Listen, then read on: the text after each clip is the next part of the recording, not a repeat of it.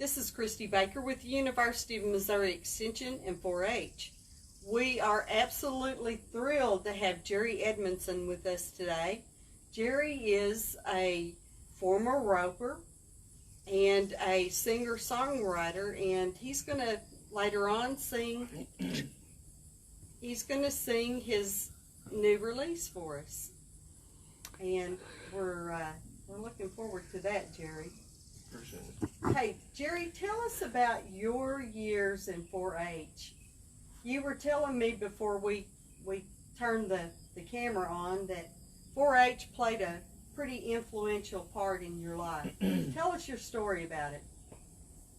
That's just how all of us kids in this area got started roping. Rodeoing, period. I guess I was about 8 years old, and several people in this community all went together, like Wayman Baker's one of them, went together and built an arena out at Stringtown near Poplar Bluff, and all of us kids, that's just how we all got started, in 4-H. Those great times. I've ran into a lot of kids, and especially the parents that said, when I was a kid, now this is the parents of the kids that I've got in 4-H now. When I was a kid, I ate, drank, and slept 4-H rodeo. And we did. It was a really unique kind of culture for everyone. It is so supportive of the kids and everything. Yeah. And that's one thing I really love about the horse shows. And 4-H offers a lot of horsemanship programs for kids to learn about horses. And in the rodeo, if I'm not right, in the rodeo, 4-H rodeo, some kids didn't have horses, but they were able to participate. Yeah, I guess it's always been that way. It was when I was younger, if somebody didn't have a horse, somebody'd mount them.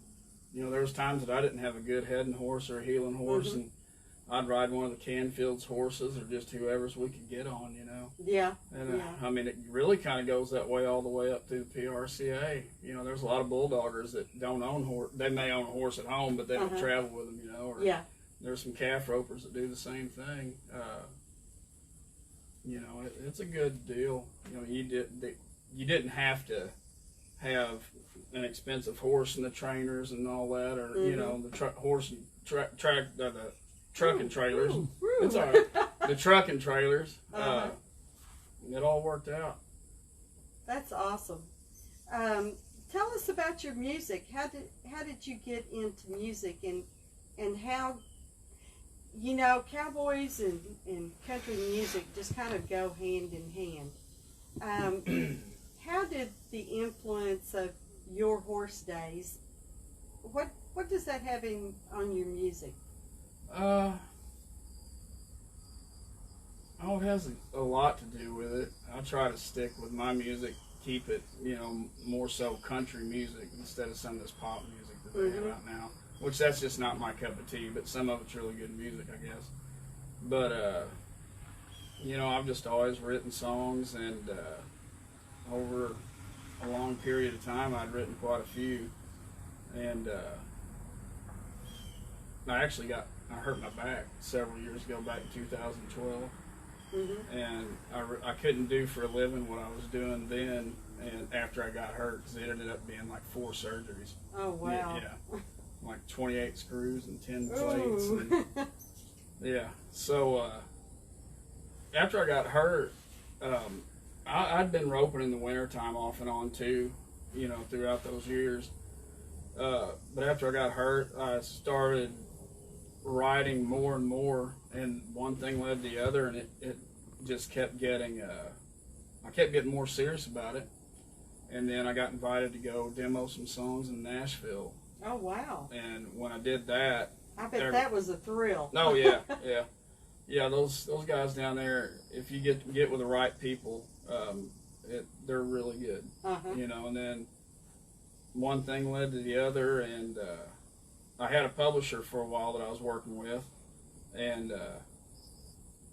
he actually passed away 2 years ago in January.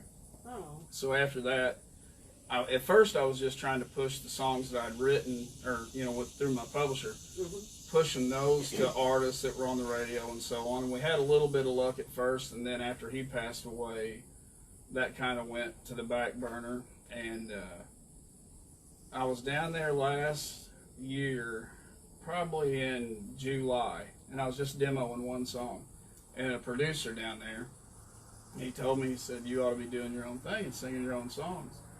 And I thought, well, I thought maybe I might be a little bit too old to start doing that, to get much attention or anything like that. Yeah. So I thought about it, and then I think August or September I released the first song.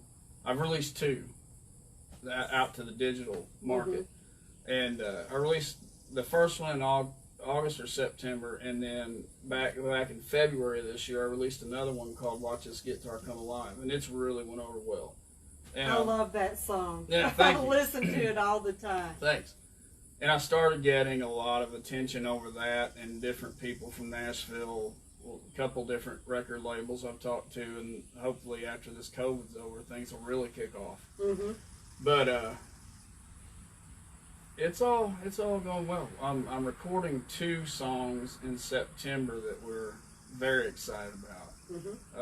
One of them is a tribute to Johnny Cash. It's a great song. I'm not country legend Johnny Cash. Yeah, Johnny. He's a big influence on my music actually. Like him and Charlie Daniels and those guys. I always listen to them. And I try to put, I'd say my writing may lean a little bit more toward like Charlie Daniels' music, because I like fast tempo, up tempo music. Most of my songs, and I do have some ballads that I haven't released, that I haven't even recorded yet, but I like up tempo stuff. But all those older guys that like Johnny Cash and Charlie Daniels, now that have passed away here just a few weeks ago, they've been a big influence on my music, and I hope to continue country music and get my music isn't as George Strait type is what some people like, but I think I'm in between the pop music and the old country. But anyway, but that's kind of the way I got started, and so far it's going really well, and we'll just hopefully when this COVID thing ends, things will really pick up and go on. After September, we're going to release those songs, and they'll go to radio. The first one's going to be the Cash tribute. It's going to go to radio. I've hired a promoter, and what the promoters do, if you get the right kind of promoter, they can get your songs on the radio stations all over the United States, other than just the digital deal. So if we've got some 4-H kids out there that want to get in, they're really good at singing and playing the guitar, what's the first step that they need to do besides the 4-H programs? The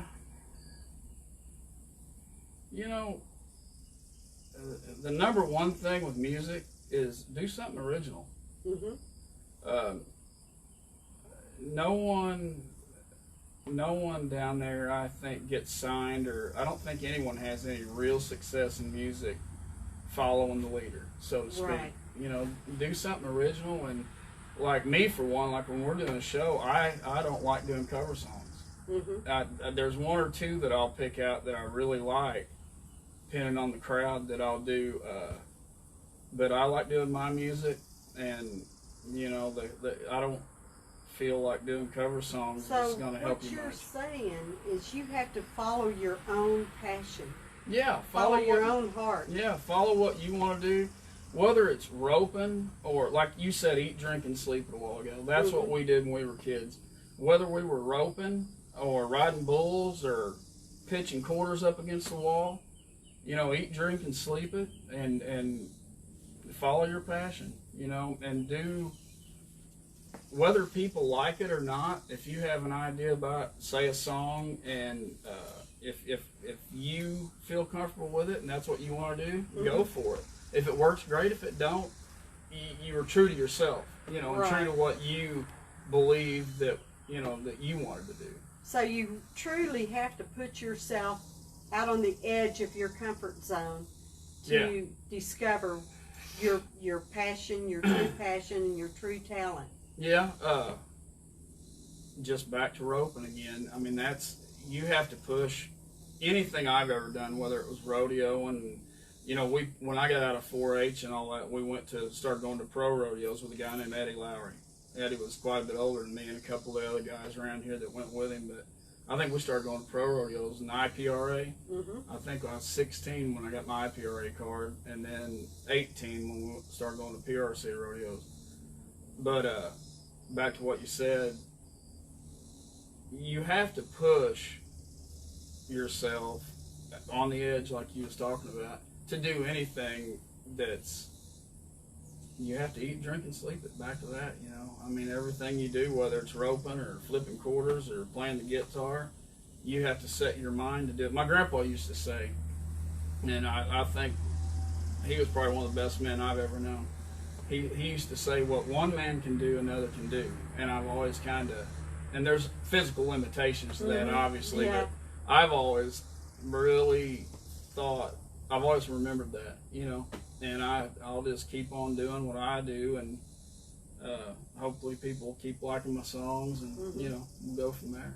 Well, speaking of your songs, I'm ready to hear you pick and grin a little bit. Already? Yeah. So how long is this interview going to be? As long as you want to play. All right. And if you don't mind, I might occasionally ask you a question or three or During five. the song? Oh, no. I get slipped up. I get slipped up every now and then. I'll do one of them that we're gonna record in September. Okay. Because I like up tempo songs, and this song's called. What is it called? I Can't Dance This Dance with You. Aww. And it's not a love song. I can't dance this dance with you. Can you play the drums on something while I'm doing this? Never mind. Boy, I tell you stick riding the horses. All right, here we go.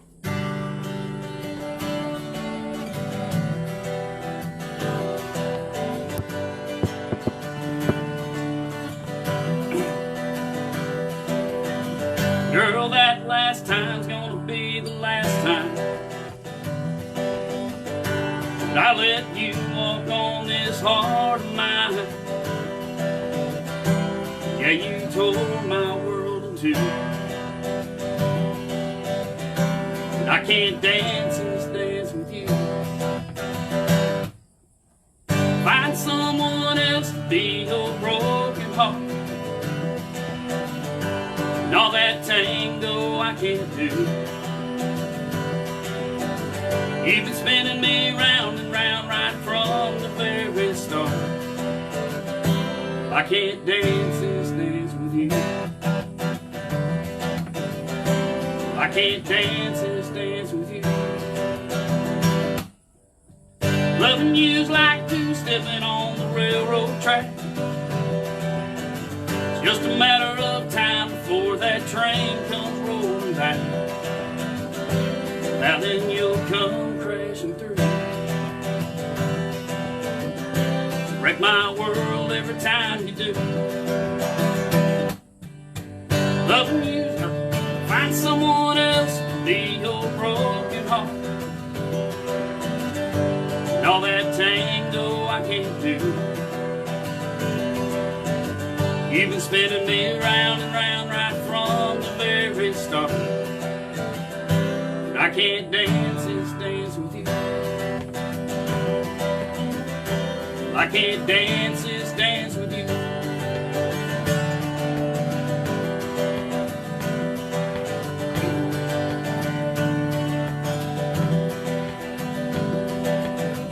You can do all the way to the moon, but I won't dance one dance with you. Find someone else to be your broken heart, and all that tango I can't do. You've been spinning me around and round right from the very start. I can't dance this dance with you. I can't dance this dance with you.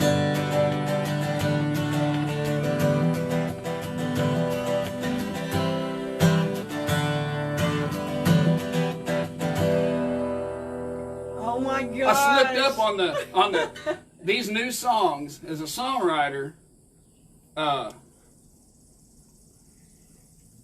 It's hard sometimes to. That song hasn't been recorded, and I slipped up on that one part.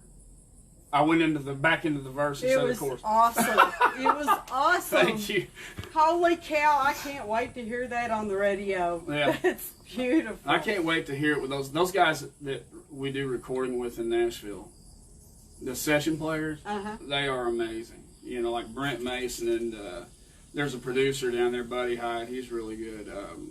Actually, the producer that I'm working with on these two songs is he used to be signed with Atlantic Records. His name is Wayne Warner.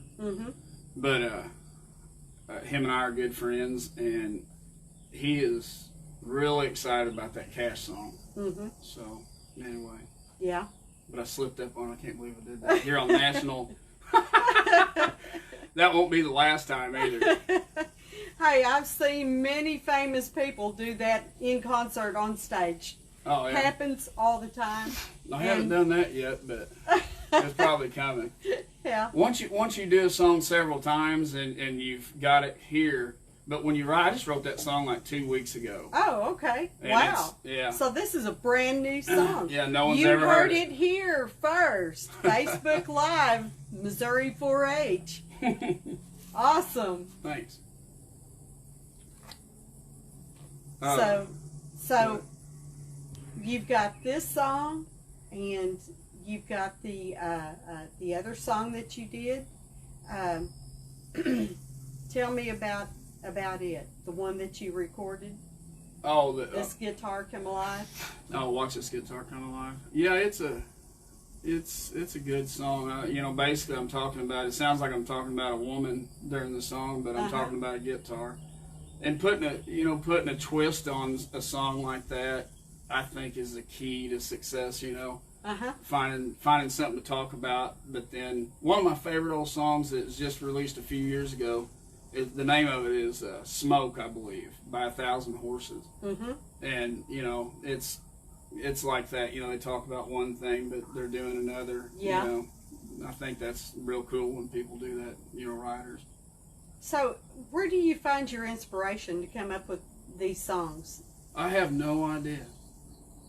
Do you just go out on the porch and songwriters are always looking for the hook.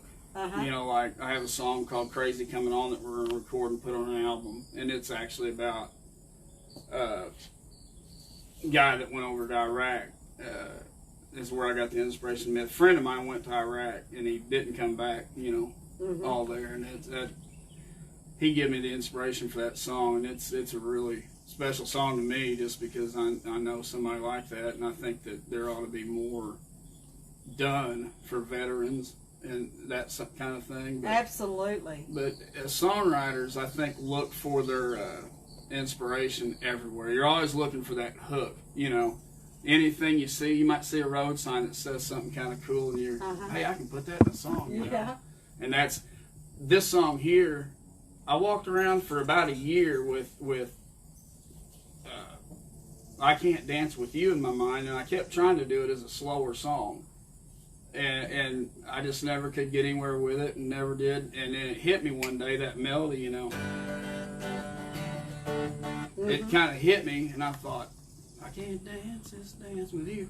So I just took off with it, and I basically wrote it in like 2 or 3 days, which is also unusual for me. I have songs that it's taken 6 months to a year to finish because I'll write a little bit on them, and I'll jump over and start doing something else, you know, and then I'll turn around and think, oh, I could use that in that song, and get back to it, you know. But you know, one thing leads to the other, and I don't know. I've written a bunch of songs, but I really want to get an album recorded here in the next year or so and get it out there, an entire album. Like I probably have enough songs that are what I think are great songs to do like 2 or 3 albums. So, wow. Yeah, I'm ready. I need a record label to pay for all of it. It's the biggest thing. You know? Yeah, that's the biggest no doubt. thing. Because it's not cheap. It's just like anything else, just like the roping and the rodeo in this day and age, you know. Like Coy Raman's going down the road now. These guys have more in their truck and trailers than I have in my house, I think, money-wise. You know what I mean? Yes, so. Absolutely. I'm here to tell you. So anyway, but yeah, the whole 4-H thing, it was a great deal. I think it still is, and people like you and Wayman, and you know, other people in this community, you like Harv Reynolds, one of the best cowboys I've ever known, one of the people that I respect. I've heard a lot about Harv. Yeah, I probably respect Harv Reynolds as much as anybody I've ever met in my life. He's a dandy. You know, he's helped a lot of younger people, and so has Wayman, and you know, like, well, they put on. I wish they'd do this again. You know, we had this rodeo up here in town that Harv and Paul Tucker and all them put together, the community rodeo. It didn't have anything to do with 4-H, but a lot of, I guarantee you this, probably, because, you know, most everybody, like in the team roping, for example, at that rodeo, most everyone I thought that was there was all pretty much from here, 80% of them, you know, and then, you know, there have been some world champions roped in that rodeo, and half roping and team roping. But I would say that out of the 80% of the ropers that were from here, shoot, probably 50% of those were out of 4-H, you know, so that just goes to show you, you know, how strong influence. Yeah, you know, and it's people like you guys that are helping the 4-H stay alive. I think that's a great deal. I'll help any way I can. Thank you. You know, we appreciate that. I miss the rodeo life and doing that. When we were going to all them rodeos, the pro rodeos, when I was a kid, in my 20s there, we had so much fun. You know, just I for one got out of it and started a dozer business and that, and so I do have regrets on that one. You know. Yeah. But I think when I quit roping, I think that taught me a lesson. Every winter, or not every winter, but some winters I'd go back and I'd rope during the winter when we wasn't working a whole lot. And like with my music, I think that when I quit roping, I think that pushes me now with my music because it just to never give up, you know. And so that's where I'm at. But anyway. That's awesome. Have we got time for one more song? Yeah, I'll do that. Absolutely. I'm loving listening to you play. Let me think here. Some of my music, the up-tempo stuff, is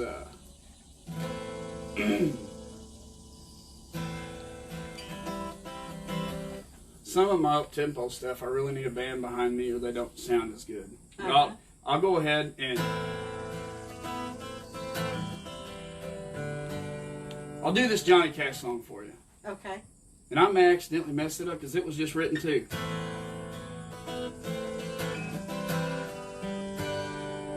I'll do that one and then see where we're at. This is one of them that Johnny Cash tribute. It's called A Lot More Cash. And I'm excited for this song when I get the band behind me and all that. I'm excited to see where it goes because I think I think it's very marketable. So anyway.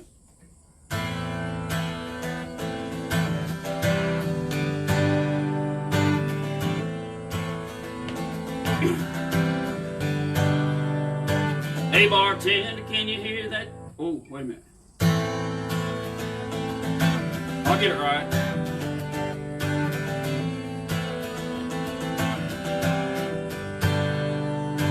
Hey bartender, can you turn that down? Tonight I'm drinking to a different sound. Let's take this party back to the past. Play less pop and a lot more cash. Crank up that Folsom Prison Blue. Man in black's gonna rock the room. Turn this place into a ring of fire. Get a rhythm from the past. Way less pop and a lot more cash. Can you hear that sound? That's country Line us up one more round of that Tennessee made, let's knock 'em down. 16 tons full shot glass. If you don't like Johnny, you can kiss my. Crank up that Folsom Prison Blue. Man in Black's gonna rock the room. Turn this place to a ring of fire, get a rhythm from the past. Way less pop and a lot more cash.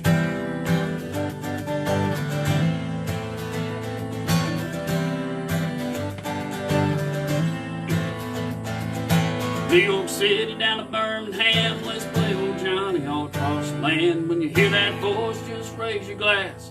And he says, I'm Johnny Cash. Drink up that Folsom Prison Blues. Man in Black's gonna rock the room.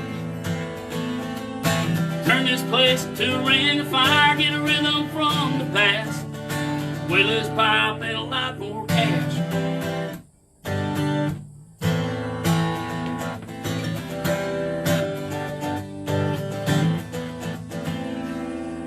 Oh, that's awesome. Thank you. See, I forgot the first line of it. Once I get started, once I get that first line, I usually take right off with them. Yeah. In that song where I said, and he says, I'm Johnny Cash, the bridge leading up to that chorus, it's from New York City down to Birmingham, play old Johnny all across, let's play old Johnny all across the land. When you hear that voice, just raise your glass. And then on the recording, we're using Johnny's voice, and he's going to say, hello, I'm Johnny Cash. And then we're going to go right into the chorus. That's going to be pretty awesome. Oh, my gosh. So I can't wait for that. Actually, we're going to get the first track done on the song. And after we get that first track done, the music track, we're going to send it to my producer. I guess he has quite a few connections. He's been in Nashville a long time. But he's going to try to get the Cash family involved in it. Maybe the Deanna Cash to do some backup singing possibly. Oh, wow. So I don't know how all that is going to work out, but I hope so. That would be awesome. Yeah. I wanted to record it at the Cash cabin down there. Johnny Cash's son, Johnny Cash Jr., I guess.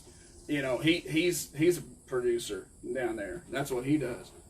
And it's just not going to work out to where we record it there. They're backed up, I know, for one. And then another deal is my producer was telling me something. The studios down there are backed up because of the COVID deal. So it's just not going to work out. But anyway, if we can get them involved in it, I think that'd be great. You know, Absolutely. Absolutely. Jerry, thank you so much for being with us. No, well, thanks for having me. I appreciate it. I appreciate it. This has been an absolute thrill to have you here and listening to your songs and what you know your influence, the way 4-H influenced you in your early life, and I just want to say, everyone out there, 4-H, you know, start at 4-H. We can take you places. Maybe even to Nashville, Jerry. You never can tell. That's one thing about life. You never can tell what the next day is going to bring. Just keep getting up and going every day. That's right. Can you carry us out with your new one about the whiskey? Do what now? The song that you just recorded. Whiskey on My Mind? Yeah. No, do it? Yeah. Do it, and we'll phase it out then. Okay. Here we go.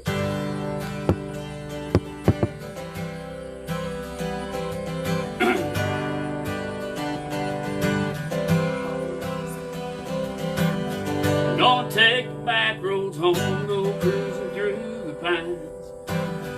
Think I'll hit that old dirt road down by the county line. Gonna take it real slow, don't really have a place to go. Try my best, lose all track of time. I've got whiskey on my mind. Pop the top on the bottle of Crown, turn it upside down, go cruising around. Get out where it can be found, way back in the sticks where nobody's around. Gonna do my best to unwind, have a shot or two to clear my mind. Me and this bottle of Crown and I'll be just fine. I've got whiskey on my mind.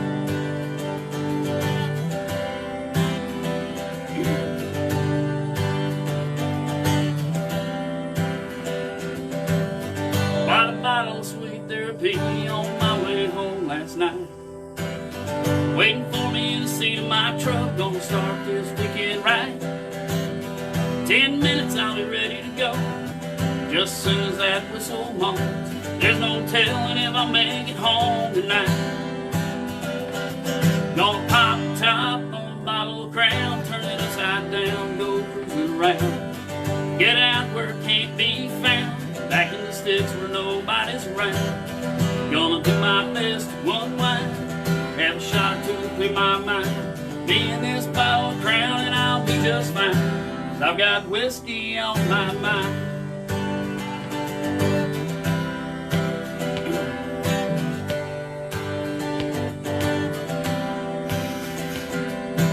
I don't mind drinking alone, just killing time on my way home. 60-hour week, leaving it all behind. Gonna pop the top on a bottle of Crown, turn it up and go cruising around. Get out where it can't be found, back in the sticks where nobody's around. Gonna do my best to unwind, have a shot or two to clear my mind. Me and this bottle of Crown and I'll be just fine, 'cause I got whiskey on my mind.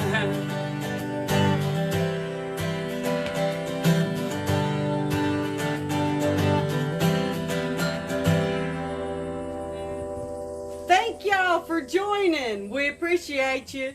Goodbye. We're out.